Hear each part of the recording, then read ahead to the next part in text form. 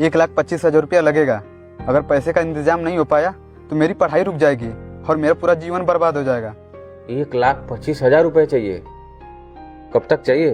भैया आज 1 तारीख है और 10 तारीख को लास्ट डेट है। 10 दिन के भीतर चाहिए, ये कैसे हो पाएगा? पिताजी भैया कह रहे हैं पैसे का इंतजाम नहीं हो पाएगा। बेटा तुम घर के बड़े बेटे हो, दुबई इसीलिए कमाने गए हो ना कि घर की जिम्मेदारी उठा सको, तो पैसे का इंतजाम करो। ठीक है, मैं व्यवस्था करवा के भिजवाता हूँ पैसा। ठीक है भैया, आप नए साल पर घर आ रहे हैं ना? नहीं, मैं नहीं आ पाऊंगा नए साल पे घर। ठीक है, कोई बात नहीं, आप पैसा जल्दी से भेज दीजिए। बहुत खुश है, मजदूरी करने में मजा आ रहा है।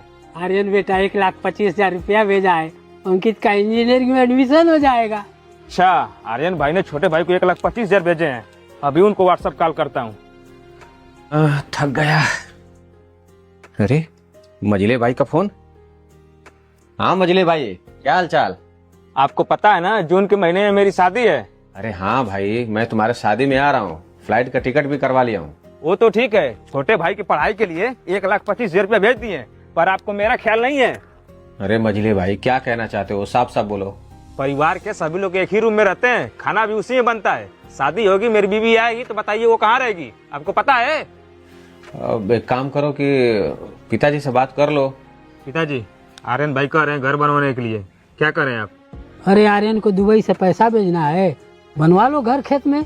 सुन लिया ना आपने पिताजी ने क्या कहा? वैसे 10 दिन पहले मैंने एक मिस्त्री से बात किया था, कह रहा था कि 10 लाख रुपया खर्च करोगे तो एक अंगनई का घर बनकर तैयार हो जाएगा। 10 लाख रुपए? आप 10 लाख रुपए भेजिए, मैं अपने शादी तक घर बनवा कर रेडी कर देता हूँ। चलो ठीक है, घर बनवाना शुरू करो। आर्यन भैया का फोन है, बात कीजिए। छोटे, घर की डिजाइन कैसी है? घर लगभग बनकर तैयार है, ढलाई बाकी है। अगले महीने शादी है मजले की, कब आ रहे हो? शादी में नहीं आ पाएंगे घर हम, और ढलैया के लिए जो 50,000 रुपये चाहिए था मैं भेज रहा हूँ। कोई बात नहीं है, पैसे भेज दो। आर्यन मेरे खाते में 50,000 भेजने को बोल रहा था, बोला कि मैं शादी में नहीं आ पाऊंगा। क्यों?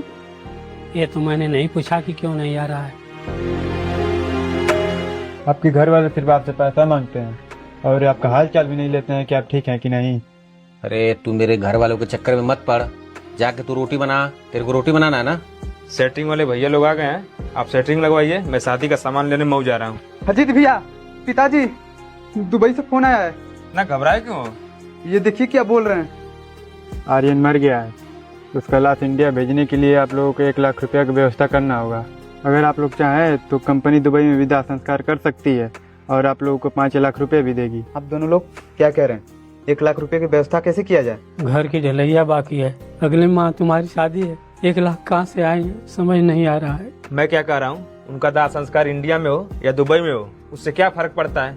भैया की बात सुने ना कि वहाँ पे दाह संस्कार होगा तो 5 लाख रुपए मिलेंगे। वैसे भी हम लोगों को पैसा की जरूरत है। सही बात कह रहे हैं, वैसे भी हमें पैसे की जरूरत है। हाँ तुम्हारी बात सही है। भाई साहब, भैया का दाह संस्कार वहीं कर दीजिए और ये बताइए कि हम परिवार वालों को 5 लाख रुपए कैसे मिलेंगे? अरे यार, मेरे बात पे आपको गुस्सा आ रहा है ना? मैं सच कह रहा हूँ, अगर आप दुबई में मर गए ना तो आपकी लाश को पूछने भी नहीं आएंगे आपके घर वाले।